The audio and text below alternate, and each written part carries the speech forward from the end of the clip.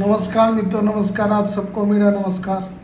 मेरा नाम अश्विन वैद्य है। मैं आपको आज शायरी सुनाने जा रहा हूँ। कुछ कह दे तू भी इन आँखों से इशारों में, जहन में बस जाए वही बात एक हजारों में।